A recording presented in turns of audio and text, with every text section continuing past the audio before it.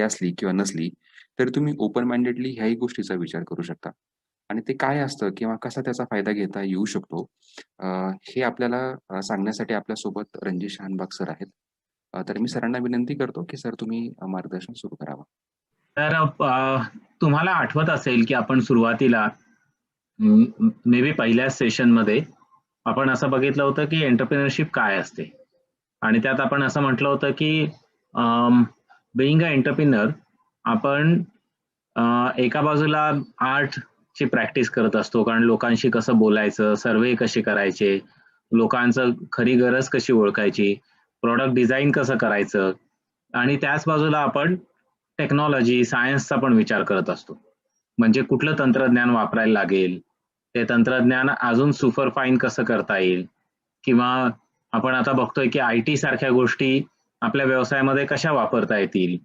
तर आणि त्याचबरोबर आपण असं म्हटलं होतं की एंटरप्रेन्योरशिप इज अ प्रॅक्टिस, म्हणजे आपल्याला ते परत परत करून शिकायची ती गोष्ट आहे. आपण कुठला एक क्रॅश कोर्स केला म्हणजे आपण एंटरप्रेन्योर झालो असं होत नाही. आणि आपण जेव्हा एखाद्या गोष्टीची प्रॅक्टिस करत असतो त्यावेळेला आपल्याला मेंटॉरची, कोचची खूप गरज असते. म्हणजे मला माहित नाही की तुम्ही आता जो नवीन परिणीती चोपडाचा फिल्म येतोय सानिया मिर्झावर, सॉरी सानिया नेहवालवर, तर सानियाच त्याचं मला वाटतं पिक्चरचं टायटल आहे. तर त्यात तिच्या कोचची भूमिका पण आपल्याला समजते की कोच किती स्ट्रगल करत होता. जे गोपीनाथ आहेत सायनाचे कोच, तर ते कोच किती स्ट्रगल करत होते आणि त्यांची किती मदत होती त्या सगळ्या तिच्या जर्नीमध्ये. मला वाटतं फिल्म रिलीज झाल्यावर आपण बघूच आणि हे आपल्याला अजून व्यवस्थित समजेल. पण असा एक कोच आपल्या बरोबर असणं, मेंटॉर आपल्या बरोबर असणं, आणि इंडिव्हिज्युअल मेंटॉर असताना आपल्या बरोबर जर का एखादी इन्स्टिट्यूट असेल तर अजून जास्त फायदा होतो. मला माहित नाही की तुम्ही स्टार्टअप इंडियाची वेबसाईट बघितलीत का? कारण स्टार्टअप इंडिया बद्दल मला वाटतंय एका सेशनमध्ये आपण बोललो होतो. व्यंकटेश सरांनी पण आपल्याला स्टार्टअप इंडियाच्या वेबसाईटची काही गोष्टी, किंवा आपण MSME मध्ये आपण समीर कुलकर्णींशी बोललो होतो, त्यांनी आपल्याला स्टार्टअप इंडियाच्या वेबसाईट बद्दल सांगितलं होतं. तर स्टार्टअप इंडियाला जेव्हा आपण रजिस्टर करतो, आपण आपलं प्रपोजल देतो, तर तिथं आपण कुठल्या तरी एका इन्स्टिट्यूट बरोबर ॲफिलिएट असणं ह्याला खूप वेटेज असतं.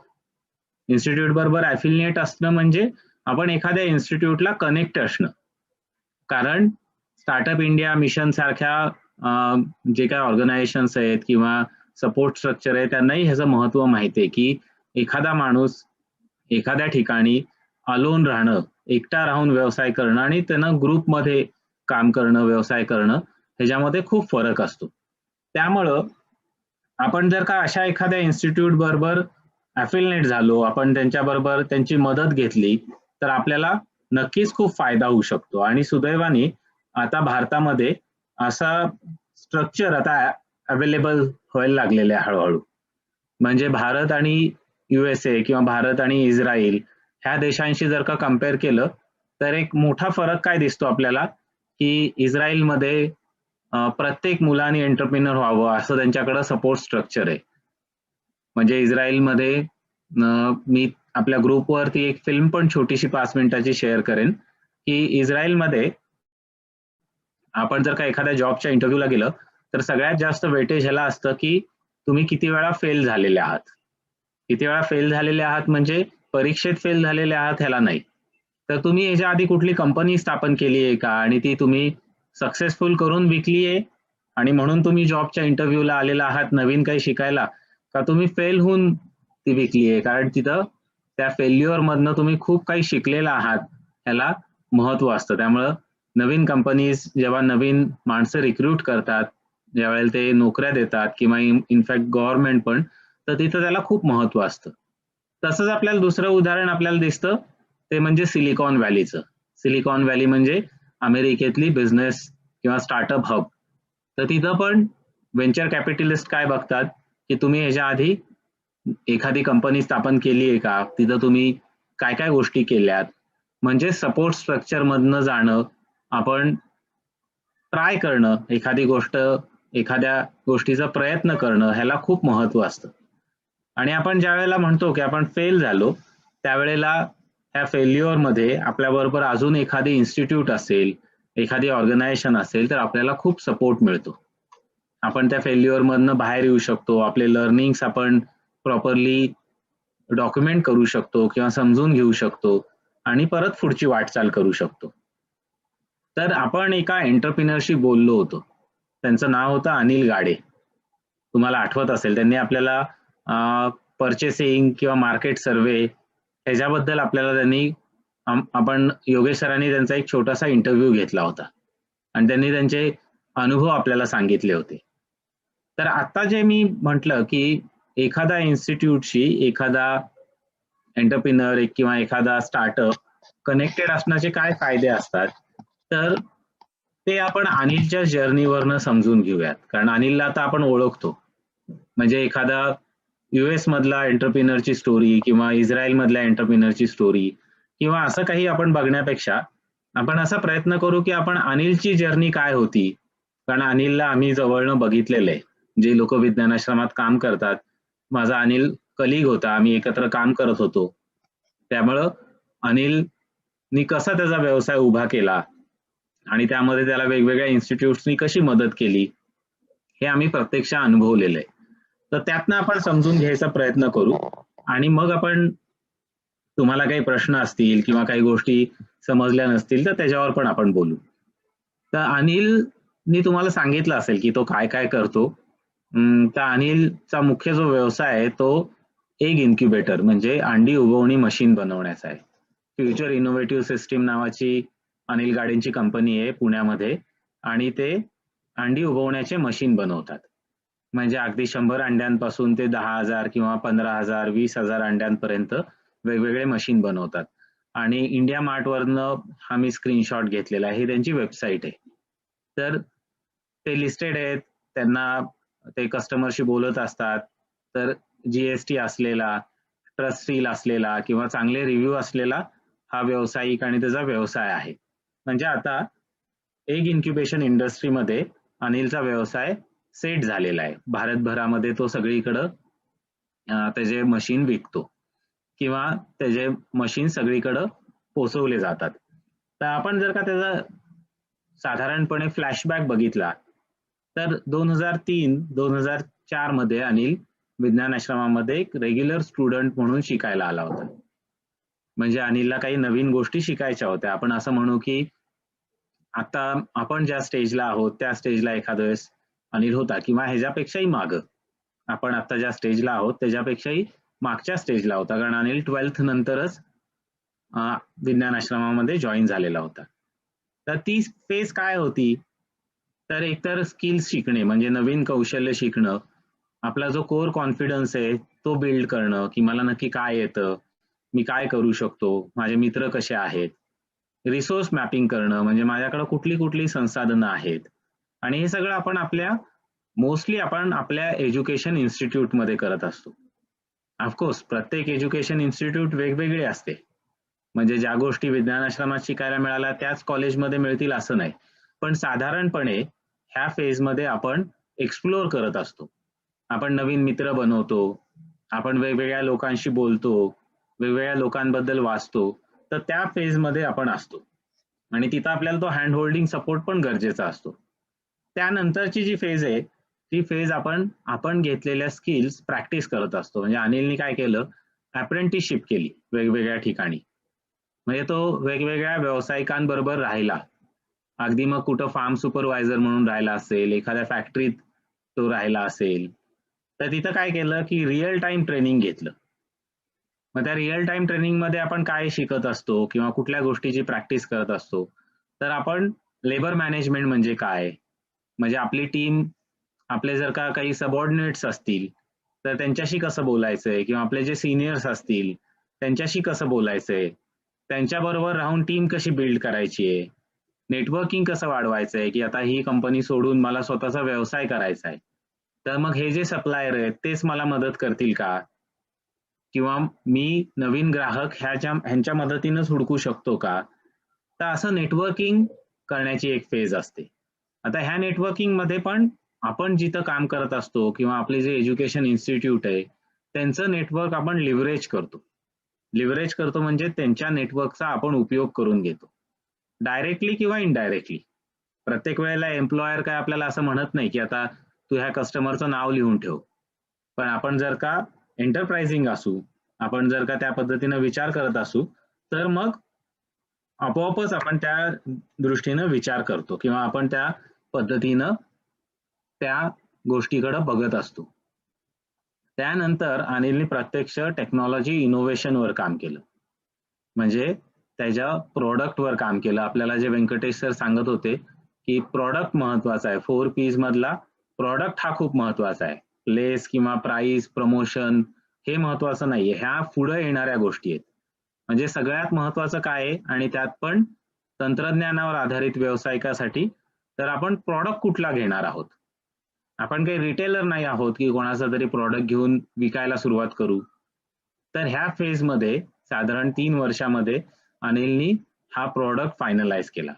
म्हणजे त्यानं ऍक्च्युअली संशोधन केलं, रिसर्च केला की एक इन्क्युबेटर नक्की बाजारात कुठले अवेलेबल आहेत, त्याची गरज काय आहे, कॉम्पिटिटर काय करतायत, आपण काय वेगळं केलं पाहिजे, आपली प्रूफ ऑफ कन्सेप्ट काय असेल की जी आपण लोकांना दाखवू शकू, त्याच्यावर आपण पैसे उभे करू शकू.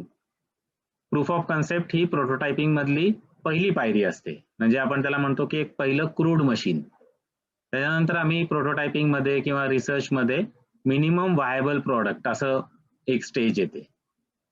तर त्या स्टेज पर्यंत आपण पोहोचतो. म्हणजे आपल्या लॅब मधलं मशीन आपण ऍक्च्युअली जो वापरकर्ता आहे, जो कस्टमर आहे त्याच्या हातात देतो. ते काही फायनल प्रॉडक्ट नसतं, पण तरी पण आपण त्याला ते विकतो आणि त्यांना सांगतो की हे आमचं ट्रायल व्हर्जन आहे, तुम्ही वापरा, आम्ही तुम्हाला स्वस्तात देतो. तर त्या गोष्टी केल्या, फील्ड टेस्टिंग घेतले वेगवेगळे. आणि हे सगळं करत असताना अनिल विज्ञान आश्रमातच अप्रेंटिसशिप करत होता किंवा जॉब करत होता. म्हणजे विज्ञान आश्रमाचं परत एकदा नेटवर्क, विज्ञान आश्रमाला ओळखणारे इन्स्टिट्यूट, विज्ञान आश्रमाला ओळखणारे शेतकरी, हे सगळे अनिल बरोबर विज्ञान आश्रमाच्या नावामुळं अनिलवर विश्वास ठेवत होते की आपले पैसे तर बुडणार नाहीत ना, आपलं नुकसान तर होणार नाही ना. तर एखाद्या वेळेस नाही होणार, कारण एक इन्स्टिट्यूट कडनं आलेला हा मुलगा आहे, ह्याच्याकडे आयडी आहे, ह्याच्याकडे पत्र आहे एखाद्या संस्थेचं, म्हणजे आपण त्यांच्यावर विश्वास ठेवू शकतो. आणि त्याच्यानंतर खरं कस्टमर आणि खरं टेस्ट मार्केटिंग सुरू झालं. म्हणजे खरं प्रॉडक्ट डिलिव्हर व्हायला लागलं. खरं गोष्टी शेतकऱ्यांपर्यंत किंवा ग्राहकापर्यंत पोहोचायला लागल्या. म्हणजे खरा व्यवसाय सुरू झाला. तर ह्या वेळेला पण अनिल विज्ञान आश्रमाबरोबर जोडलेला होता का? तो हो, विज्ञान आश्रमाबरोबरच जोडलेला होता, कारण अजून व्यवसाय छोटा होता. अजून पण काही जो खर्च असतो की जो खर्च आपण एक नवीन व्यावसायिक म्हणून पेलू शकत नाही. उदाहरणार्थ ऑफिस असेल, टेबल असेल, इंटरनेटचं कनेक्शन असेल, मार्केटिंगची किंमत असेल. तर हा जो खर्च आहे, हा खर्च परत एकदा आपल्या सपोर्ट स्ट्रक्चरनं जर का पेलला, तो सुरुवातीला आपल्या सपोर्ट स्ट्रक्चरने जर का घेतला, तर आपला प्रवास सोपा होतो. म्हणजे इथं आपल्याला प्रोडक्शन प्लॅनिंग करणं, कस्टमरशी जाऊन बोलणं, ह्या गोष्टी सोप्या होतात. आणि त्यानंतर ऍक्च्युअल व्यवसायाची गोष्ट येते. म्हणजे ऍक्च्युअल ग्राहक त्यांना इनव्हॉइसिंग करणं, बिल देणं, वॉरंटी देणं, सर्व्हिसिंग देणं, वेगवेगळ्या एक्झिबिशन्स मध्ये जाणं, आपला प्रोडक्ट आपला स्वतःचा आहे म्हणून सांगणं, म्हणजे फ्युचर इनोव्हेटिव्ह सिस्टीम म्हणून स्टॉल्स उभे करणं, एक्सपर्टशी बोलणं, सर्टिफिकेशन मिळवणं, ह्या सगळ्या गोष्टी करायला लागतात की जिथं आपल्याला परत एकदा आपली जी पॅरेंट इन्स्टिट्यूट आहे ती मदत करत असते.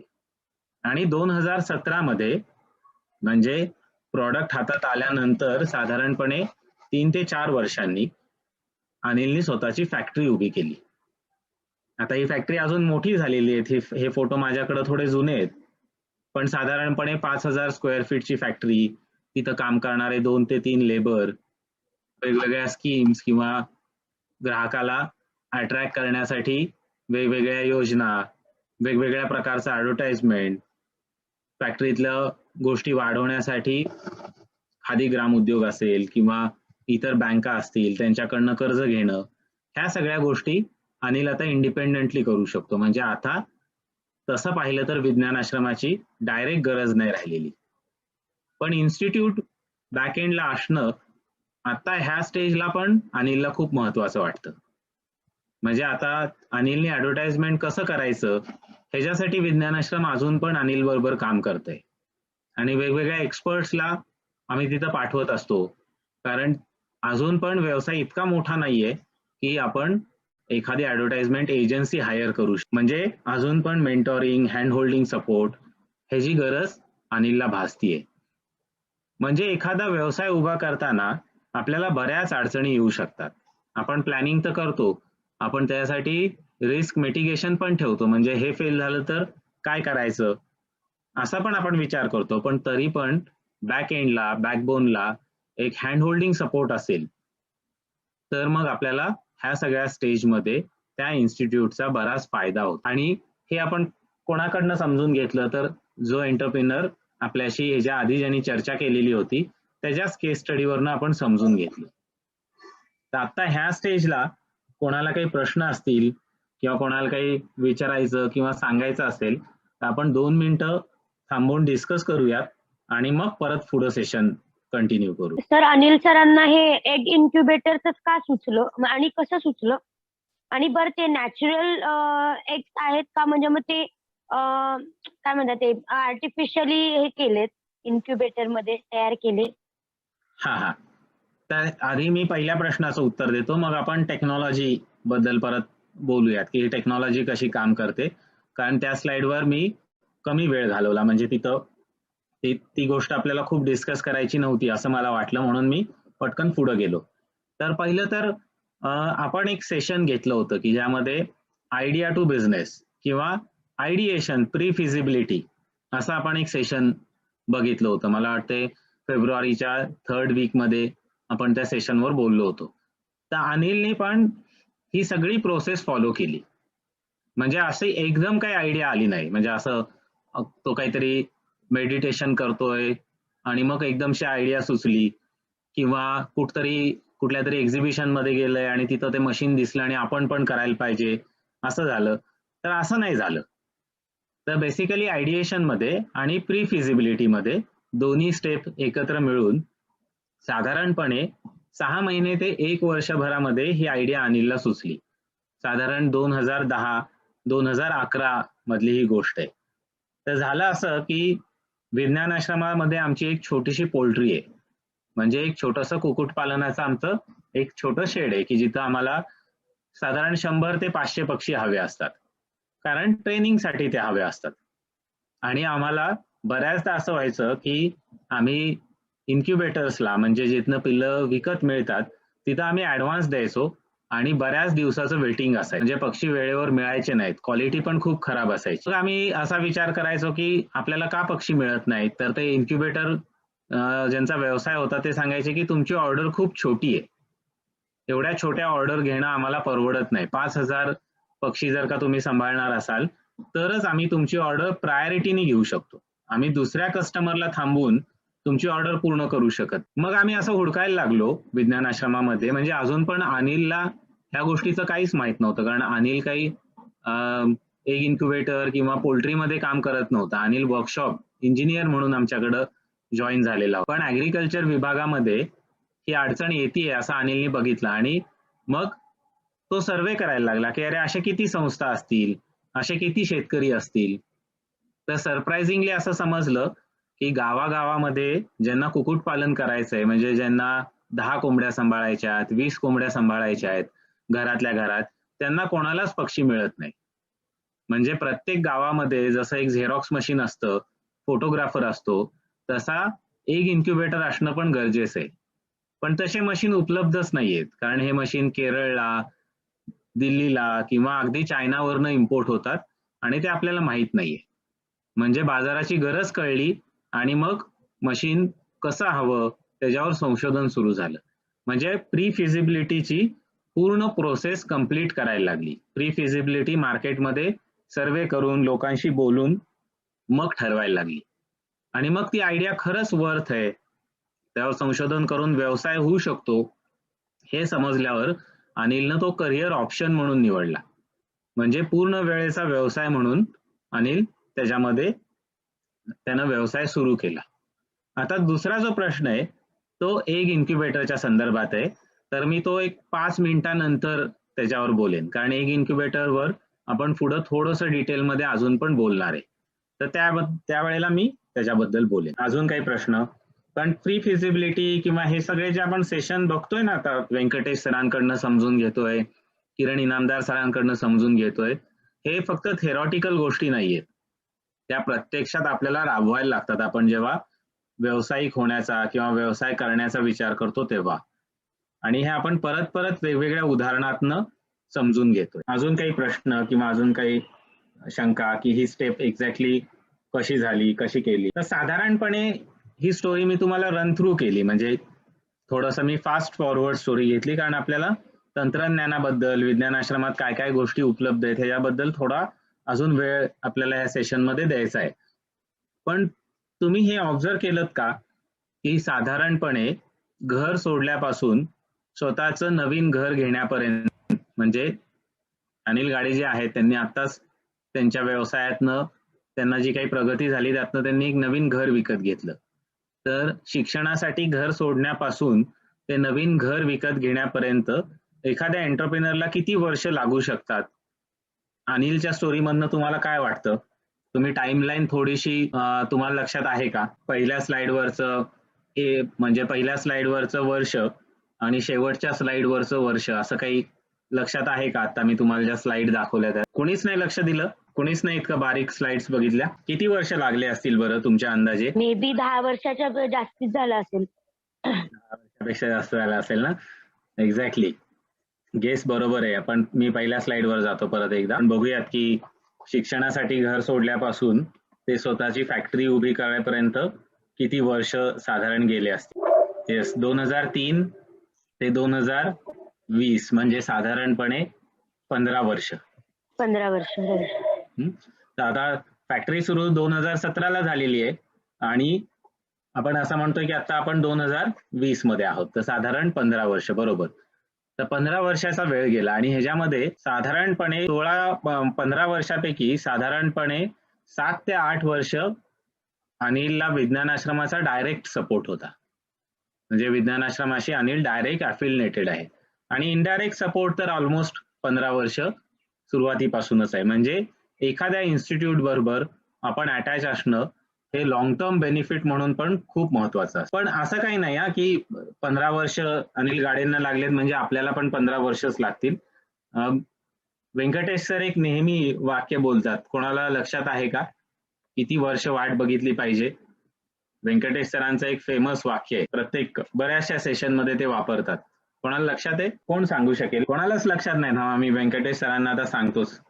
हे सर कोणाचंच लक्ष नसतं, तुम्ही खूप सांगता पण कोणच लक्ष देत नाही असं सांगतो. थांबा, मेसेजेस करतो त्यांना. उद्या सगळ्यांची ते शाळा घेतील परत. तुम्हाला कोणाला आठवतंय का व्यंकटेश सरांनी असं म्हटलंय? 2-3 वेळा सरांनी ते रिपीट केलं. एखाद्या वेळेस वेगवेगळ्या सेशन मध्ये केलं असेल म्हणून मला लक्षात राहिलंय की if you take care of your business for 1000 days, then your business will take care of you at least for 10 to 15 years. आठवतंय असं म्हटलेलं का मी चुकीचं सांगतोय? 1000 दिवस आपण जर का आपल्या व्यवसायासाठी दिले तर पुढचे 10 ते 15 वर्ष आपला व्यवसाय आपली काळजी घेईल असं सांगितलेलं आठवतंय? So on an average Venkatesh sir हे त्यांच्या इतर अनुभवातनं सांगत असतील किंवा त्यांनी तो अभ्यास केला असेल, एखादा पेपर वाचला असेल, पण 1000 वर्ष म्हणजे ऑन अन ऍव्हरेज 3.5 years, साधारण 3.5 वर्ष. So it's a average. पण तसं काही नाही, अगदी 3 महिन्यामध्ये पण बिझनेस सक्सेस होऊ शकतो. आपण बघितलं की बऱ्याच लोकांनी च्या काळामध्ये मास्कची डिमांड आहे आणि खूप काही वेगळा सर्वे करायची गरज नाही, कारण येणारं भविष्यच मास्कचं आहे. मास्क घातल्याशिवाय बाहेर पडताच येणार नाहीये हे ओळखून व्यवसाय सुरू केला आणि मास्क बनवणारे ते आता मेजर सप्लायर आहेत. पीपीई किट बनवणारे बरेचसे व्यावसायिक आहेत. पीपीई किट बनवले जातात. ऑक्सिजनेटर किंवा ऑक्सिजन मीटर बनवणारे बरेचसे व्यावसायिक नवीन सुरू झालेले आहेत. तर भारतातल्या बाजाराला ह्याची खूप गरज आहे म्हणून व्यवसाय सुरू केला आणि इट स्टार्टेड बुमिंग इमिजिएटली. तर तसंही होऊ शकतं. त्यामुळे आपण असं काही म्हणायची गरज नाहीये किंवा आपण असं काही हिरमसून जायची गरज नाहीये की अरे 15 वर्ष लागली, आपण तर कधी हे करायचं, कधी होईल किंवा 1000 दिवस कोण वाट बघेल.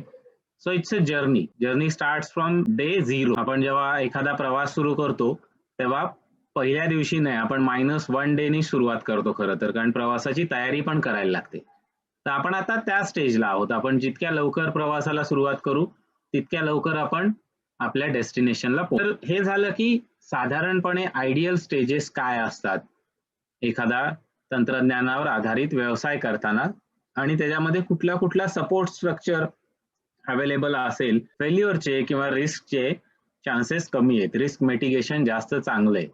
आणि त्या रिस्क मिटिगेशन मध्ये एखादे इन्स्टिट्यूट आपल्या बरोबर असेल, एखादी संस्था आपल्या बरोबर असेल तर अजूनच जास्त चांगलं आहे. So it's a kind of ideal environment, ideal structure for a startup. त्यामुळं अशा बऱ्याचशा इन्स्टिट्यूट्स आहेत. वन ऑफ दॅट इज विज्ञान आश्रम. म्हणजे विज्ञान आश्रमच फक्त हे करतं का, तर अजिबात नाही. तर भारत सरकारचा प्रयत्न असा आहे की प्रत्येक शाळा, प्रत्येक कॉलेज असं स्ट्रक्चर प्रोव्हाइड करेल. म्हणजे मग नवीन उद्योजकांना तितका जास्त फायदा होईल, तितकं जास्त फेल्युअरचा रेट कमी होईल. पण विज्ञान आश्रमामध्ये कुठलं कुठलं तंत्रज्ञान आता एखाद्याला नवीन व्यवसाय करायचा आहे तर उपलब्ध आहे, असा जर का विचार केला तर बऱ्याचशा गोष्टी आता रेडी टू अडॅप्ट स्टेजला आहेत. रेडी टू अडॅप्ट म्हणजे तुम्ही ते तंत्रज्ञान विज्ञान आश्रमाकडनं शिकून लगेचच तुमचा व्यवसाय सुरू करू शकता. अशा काही गोष्टींवर आपण आता चर्चा करूयात, अशा काही गोष्टींमध्ये आपण आता डिस्कशन करू. तर पहिली जी गोष्ट आहे ती मगाशी श्वेतानी जो प्रश्न विचारला त्याच्याबद्दलच आपण चर्चा करू, ते म्हणजे अंडी उबवणी व्यवसाय. तर आपण जेव्हा कुक्कुटपालन हा व्यवसाय बघतो, मग तो आयदर अंड्यासाठी असेल किंवा मांसासाठी असेल. तर कुक्कुटपालन व्यवसायाचे 2-3 मुख्य प्रकार आहेत. म्हणजे एक तर झाला की अंडी विकणं, दुसरा झाला की मांस विकणं, म्हणजे ज्याला आपण म्हणतो की स्लॉटर हाऊस किंवा स्लॉटर हाऊस साठी लागणारे पक्षी, कोंबड्या. त्याच्यानंतर तिसरा महत्वाचा जो व्यवसाय आहे तो म्हणजे पिल्ल विकणं, कोंबड्यांची पिल्ल विकणं. तर हा व्यवसाय पण खूप मोठ्या प्रमाणावर केला जातो, कारण पूर्वीच्या काळी किंवा आता पण ती प्रॅक्टिस फॉलो केली जाते की कोंबडी अंडी उबवते. म्हणजे कोंबडी त्या अंड्यांवर बसते आणि जेवढी गरज आहे तेवढं तापमान आणि आर्द्रता तिथं मेंटेन करायचा प्रयत्न करते आणि मग त्या अंड्यातून जीव तयार होतो. कुठलाही पक्षी तसंच करतो. घरट्यामध्ये ती अंडी असतात आणि ती अंडी ते पक्षी उबवतात. तर कोंबडी पण तसंच करते. पण ही झाली नॅचरल प्रोसेस. तर आर्टिफिशियल प्रोसेस काय असते, तर आर्टिफिशियल प्रोसेसमध्ये बायोलॉजी कुठेही बदलत नाही. म्हणजे कोंबडीच्या अंड्यापासून पिल्लू तयार व्हायला 21 दिवसच लागतात. ते आपल्याला कमी जास्त करता येत नाहीत, कारण ही बायोलॉजिकल प्रोसेस आहे. तिथं आपण काही अल्टरेशन करू शकत नाही. म्हणजे एका दिवसात अंड्यापासून पिल्लू तयार होईल असं आपण करू शकत नाही. मग आपण काय करू शकतो आर्टिफिशियल प्रोसेसमध्ये, आपण कोंबडी जे काही तापमान, आर्द्रता किंवा इतर काही गोष्टी असतील, ज्याला रोटेशन म्हणतात, म्हणजे अंडी फिरवणं, हे सगळं आपण मशीनमध्ये करू आणि त्या मशीनला आपण इन्क्युबेटर म्हणतो. तर असा इन्क्युबेटर प्रत्येक गावामध्ये एक असू शकतो किंवा मोठा इन्क्युबेटर जर का असेल तर 5 ते 10 गावांमध्ये मिळून एक असू शकतो. आपण जी काही प्री फिजिबिलिटी स्टडी करू त्याच्यातनं आपल्याला समजेल की आपल्याला जर का इन्क्युबेटरचा व्यवसाय करायचा आहे, उदाहरणार्थ मला जर का पाबळमध्ये व्यवसाय करायचा आहे, मला जर का संगमनेरमध्ये व्यवसाय करायचा आहे, तर त्या भागामध्ये किती इन्क्युबेटर आहेत, किती शेतकरी आहेत, किती पक्ष्यांची आवक जावक होते, म्हणजे रोज किती पक्षी विकले जातात, किती पक्षी रोज खरेदी केले जातात, असा आपण छोटासा एक 2-3 दिवसाचा जरी प्री फिजिबिलिटी स्टडी केला तरी पण आपल्याला समजू शकतं की हा व्यवसाय करणं योग्य आहे का नाहीये. तो व्यवसाय जर का आपला करायचा ठरला तर मग आपल्याला हे मशीन विकत घ्यायला लागतं. आणि मग आता हे विज्ञान आश्रमात तयार झालेलं तंत्रज्ञान, जे की अनिल गाडेंनीच तयार केलं, त्यांनीच त्याचा व्यवसाय सुरू केलेला आहे. त्यामुळे त्यांच्याकडनं हे मशीन घेऊन आपल्याला हा व्यवसाय करता येतो. हा व्यवसाय पूर्ण वेळेचा किंवा पार्ट टाइम पण करतात. तर ह्या ज्या आजी दिसत आहेत फोटोमध्ये, हा व्यवसाय पार्ट टाइम करतात. म्हणजे त्यांची शेती बघून, इतर घरातली कामं बघून हा व्यवसाय ते करतात, कारण त्यांनी छोटं मशीन घेतले. आपल्याला पण असा जर का व्यवसाय करायचा असेल तर तुम्ही सचिन सरांना किंवा योगेश सरांना जर का सांगितलं की हा मला इंटरेस्टिंग वाटतोय हा पार्ट, तर मग विज्ञान आश्रमात ह्याचं सगळं ट्रेनिंग आणि त्याचं सगळं हँड होल्डिंग, इन्क्युबेशन सपोर्ट विज्ञान आश्रमातर्फे दिला जातो. तर हे झालं अंडी उबवणी तंत्रज्ञान. तर जसं अंडी उबवणी तंत्रज्ञान आहे, तसंच विज्ञान आश्रमामध्ये शेळी पालन आणि गाई पालन तंत्रज्ञान पण शिकवलं जातं. म्हणजे त्याच्यात पण असेच छोटे छोटे बारकावे आहेत आणि ते बारकावे समजून घेण्यासाठी पण वेगवेगळे कोर्सेस विज्ञान आश्रमात आहेत. म्हणजे चारा तयार करण्याचा कोर्स, पशुखाद्य तयार करण्याचा कोर्स किंवा शेळी पालन करण्याचा कोर्स, दूध प्रक्रिया करण्याचा कोर्स, अशा सगळ्या गोष्टी विज्ञान आश्रमामध्ये तंत्रज्ञान म्हणून नवीन व्यावसायिकांसाठी शिकवले जातात. तर हे सगळे कोर्स जे आहेत हे 2 दिवसापासून ते 3 महिन्यापर्यंत आपल्याला करता येतात. कुठला कोर्स आहे, किती शिकण्याची गरज आहे, आपल्याला सुरुवातीचं काय नॉलेज आहे, त्याच्यावरनं आपल्याला ठरवता येतं की मला किती दिवसासाठी विज्ञान आश्रमात जाऊन तो कोर्स शिकायचा आहे. आता जे लोक तांदूळ उत्पादन भागात आहेत, म्हणजे जिथं भाताचं लागवड केली जाते, तिथं हातसडीचा तांदूळ बनवणं हे पण एक तंत्रज्ञान विज्ञान आश्रमात विकसित झालेले. हातसडीचा तांदूळ म्हणजे काय, तर आपण जेव्हा भाताची जी साळ असते, ती साळीपासून जेव्हा तांदूळ बनवतो पांढरा शुभ्र, त्याच्यामध्ये एक प्रोसेस असते, त्याला राईस मिलिंग म्हणतात. तर ही राईस मिलिंगच्या प्रोसेसमध्ये पॉलिशिंग पण केलं जातं. म्हणजे तांदूळ पांढरा शुभ्र छान दिसण्यासाठी त्याला पॉलिश केलं जातं, त्याच्यावरचा सगळा लाल लेयर काढून टाकला जातो. पण आता जसं जसं लोकांमध्ये अवेअरनेस वाढतोय, तसं तसं लोकांना समजायला लागले की तांदूळ दिसायला किती चांगला आहे हे महत्वाचं नाहीये, तर त्याच्यामध्ये अन्नद्रव्य किती आहेत, तो आपल्यासाठी किती हेल्दी आहे हे महत्वाचं आहे. त्यामुळे पॉलिश न केलेल्या तांदळाला मागणी वाढत चालली आणि असंच एक मशीन विज्ञान आश्रमात बनलेलं आहे आणि ते पण मशीन आता बाजारात विकत मिळतं. तर हे मशीन घेऊन घरच्या घरी एक छोटासा व्यवसाय सुरू करणं सहज शक्य आहे. जसं आपण पिठाची गिरणी घेतो तसाच हा व्यवसाय आपल्या आजूबाजूच्या भागामध्ये हा लाल हातसडीचा तांदूळ विकणं हे मशीन घेऊन करणं शक्य आहे. पण त्यासाठी रॉ मटेरियल जवळपास उपलब्ध असणं गरजेचं आहे. रॉ मटेरियल खूप लांबनं आणायला लागत असेल तर व्यवसायामध्ये नफा कमी होऊ शकतो. त्यामुळं तांदूळ उत्पादन भागामध्ये हा व्यवसाय करणं जास्त परवडतं. त्याच पद्धतीनं वेगवेगळ्या प्रकारच्या भाज्यांना ड्राईंग करणं हा पण एक व्यवसाय आहे. मला वाटतं आपल्या ग्रुपमध्ये पण कोणाला तरी हा व्यवसाय करायचा आहे असं ते म्हणत होते. पण भाजीपाला वाळवणं किंवा अन्न प्रक्रिया करणं, फूड प्रोसेसिंग करणं हा पण एक चांगला व्यवसाय आपल्याला निवडता येऊ शकतो. बरेच जण मला वाटते बेकरी, मशरूम किंवा प्रोसेसिंग ह्या पद्धतीचा विचार पण करतायत. तर त्यासाठी लागणारं वेगवेगळं तंत्रज्ञान पण पाबळला शिकवलं जातं. तर त्यामध्ये वेगवेगळ्या प्रकारची वाळवणीची यंत्र आम्ही बनवलेली आहेत. जसं ह्या फोटोमध्ये दिसतंय काळ्या रंगाचा एक डोम आहे, तर तो पण एक ड्रायर आहे. त्याच पद्धतीनं वेगवेगळ्या पद्धतीचे फूड रेसिपीज आम्ही डिझाईन केलेल्या आहेत.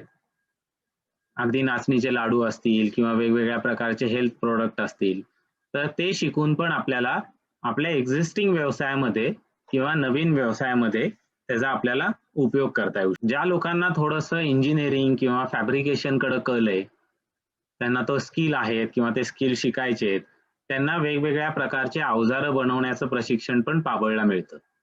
आणि अशी वेगवेगळ्या प्रकारची अवजारं पाबळला आम्ही डिझाईन केलेली आहे. ती बनवून मग पुढे विकता पण येतं. वेल्डिंग फॅब्रिकेशन शिकून आपल्या गावातच त्याचा व्यवसाय आपल्याला सुरू करता येऊ शकतो. आणि तसे पण बरेचसे नवीन उद्योजक आता तयार होत आहेत. अगदी पाबळपासून ते अमरावतीच्या अगदी ग्रामीण भागामध्ये किंवा आदिवासी भागामध्ये पण विज्ञान आश्रमाचे विद्यार्थी हा व्यवसाय करतात. आणि ह्या व्यवसायाचा सगळ्यात मोठा एक फायदा काय आहे की ह्या व्यवसायामध्ये खराब होणाऱ्या गोष्टी काही नाहीयेत.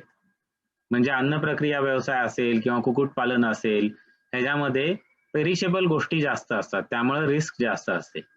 पण फॅब्रिकेशन व्यवसायामध्ये ऑर्डर आली, आपल्याला ऍडव्हान्स मिळाला की आपण काम सुरू करू शकतो. म्हणजे एखाद्या दिवस आपल्याला दुकान बंद ठेवायला लागलं, ऑर्डर नाही मिळाली तरी पण माल खराब होत नाही. त्यामुळं हा फॅब्रिकेशनचा व्यवसाय करण्याकडं बऱ्याच लोकांचा कल. त्याच पद्धतीनं वेगवेगळ्या प्रकारच्या इलेक्ट्रिकलच्या गोष्टी तयार करणं, रिपेअर करणं, होम अप्लायन्सेस रिपेअर करणं, मोटर रिवाइंडिंग करणं, हाऊस वायरिंग किंवा सोलर इन्व्हर्टर्स हे बनवणं, त्याचं इन्स्टॉलेशन करणं, असे पण वेगवेगळे कोर्सेस पाबळला घेतले जातात. आणि आता आजकाल आम्हाला सोलर पॅनल इन्स्टॉल करणं आणि त्या सोलरचे वेगवेगळे गॅजेट्स विकणं ह्याच्यावरती पण मुलांचा बराचसा कल आहे. कारण ग्रामीण भागामध्ये सोलर, सीसीटीव्ही कॅमेरा किंवा व्हिडिओ शूटिंग ह्या पद्धतीचे पण नवीन नवीन व्यवसाय आता वाढायला लागलेले आहेत. त्यामुळे त्या पद्धतीनं पण आपल्याला विचार करता येऊ शकतो.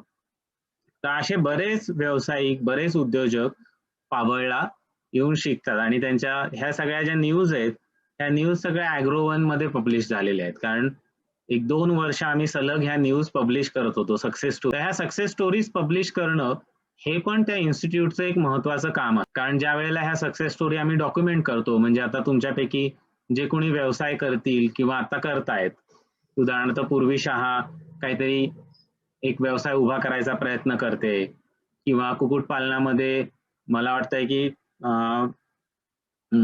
कोण आहे बरं ज्यांच्याशी मी नेहमी बोलत असतो, कुक्कुटपालन नाही, शेळी पालनामध्ये आता कोणतरी बराचसा प्रयत्न करतंय की शेळी पालनाचा व्यवसाय सेट करण्याचा.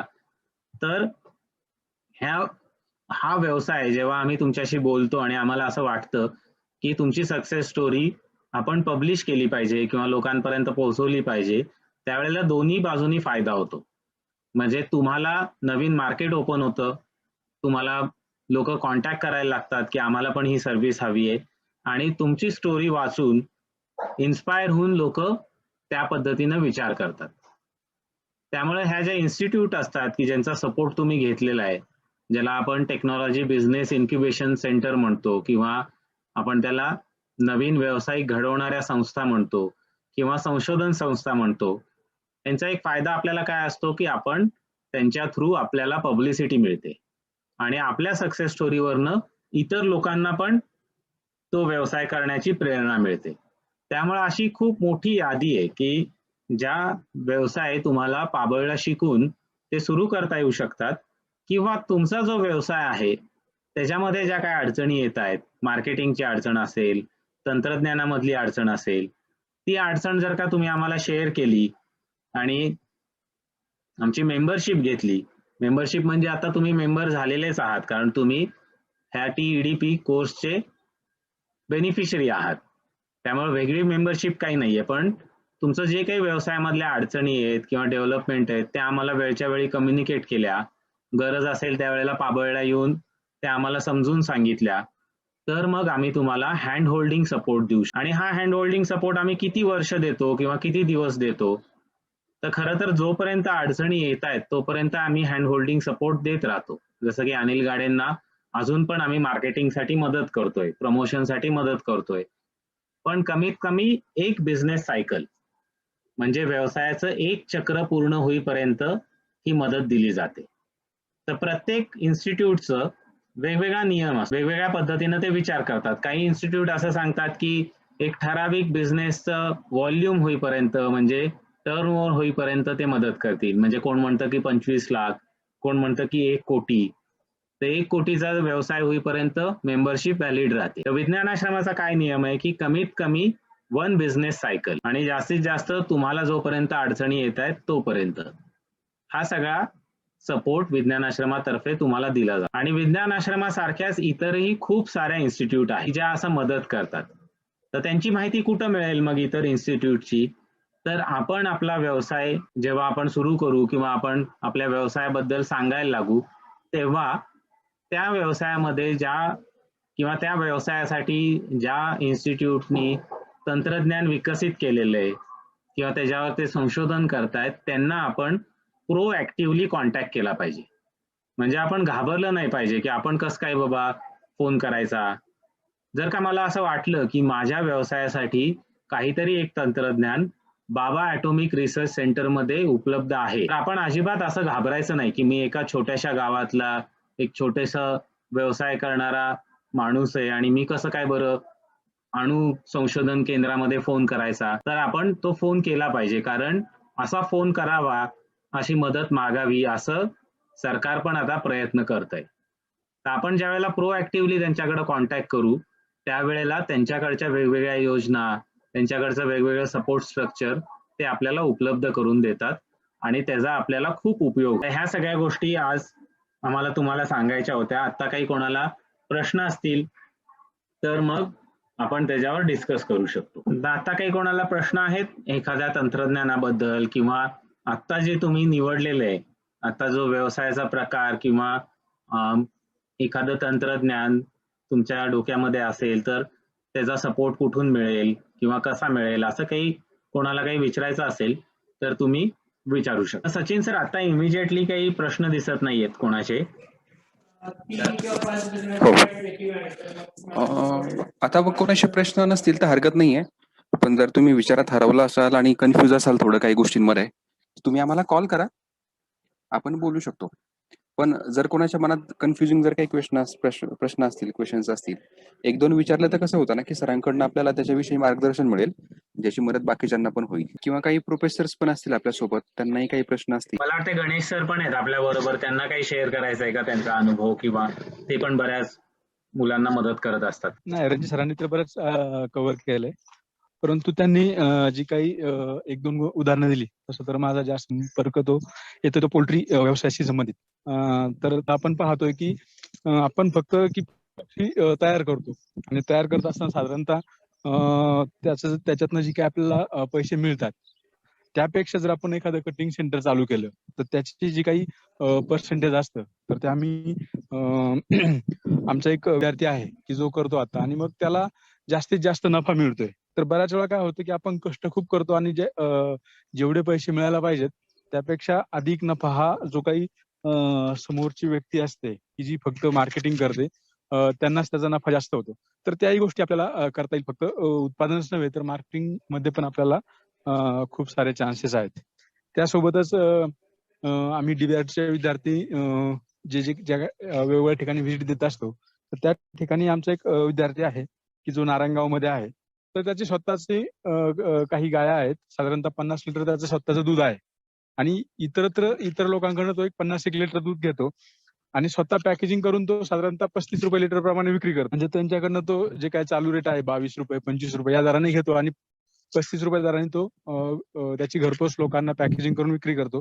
तर अशाही पद्धतीनं फक्त तुम्ही मार्केटिंग सुद्धा करू शकता किंवा स्वतःच्या व्यवसायासोबतच जरी आपलं प्रोडक्शन कमी असेल तर इतरांचं घेऊन पर्सेंटेज त्यांना देऊन तुम्ही चांगल्या पद्धतीनं सुद्धा जे काही आपला इन्कम असतो तो तुम्ही वाढवू शकता. अंड्यांचं झालं तर आता अंड्यांमध्ये पण आमचा एक विद्यार्थी आहे की ज्याचं बारामती ॲग्रोशी कॉन्टॅक्ट आहे. म्हणजे त्याची किती जरी अंडी निघाली तरी त्याचं मार्केटिंग बारामती ॲग्रो करतं आणि त्यांचं जे काही डील झालेली आहे, जरी भाव कमी झाले किंवा जास्त वाढले तरी त्याला त्या जो काही विद्यार्थी आहे त्यालाही त्याच्यामध्ये जो काही फायदा पाहिजे असतो किंवा जे काही स्टेबल होण्यासाठी जे काही त्याचा खर्च निघण्यासाठी जे काही मार्केटिंगची व्यवस्था असते तीही आता अलीकडे असे काही लोक आहेत की फक्त मार्केटिंग करतात आणि त्यातनं आपल्याला चांगले पैसे मिळवून देत आहेत. तर वेगवेगळे एक व्यवसायाबरोबरच त्याला छोटे छोटे अनेक सुद्धा व्यवसाय जोडीला त्याच्यासोबत आहेत.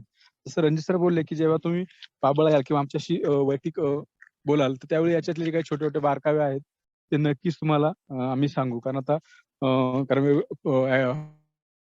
ऍग्रिकल्चर मधले आहेत, फूड मधले आहेत किंवा इंजिनिअरिंग मधले आहेत, तर आम्हाला स्पेशल नाही प्रत्येक गोष्टीवरती बोलतायत. तर ज्यांना कोणा असं ऍग्रिकल्चर किंवा अॅनिमल हजबंड्री विषयी अधिक जाणून घ्यायचं असेल तर मग तुम्ही मी किंवा रणजित सरांशी जरी बोललात तर नक्की तुम्हाला आम्ही सहकार्य करू. बरोबर, म्हणजे ऑपॉर्च्युनिटी पण भरपूर आहेत आणि मदत करणारे इन्स्टिट्यूट पण भरपूर आहेत. आपण प्रोएक्टिव्हली त्यांच्यापर्यंत पोहोचलं पाहिजे. बरोबर. आता काही प्रश्न पडलाय का कोणाला? चालेल. आता काही प्रश्न नसतील तर आपण थांबूया मग.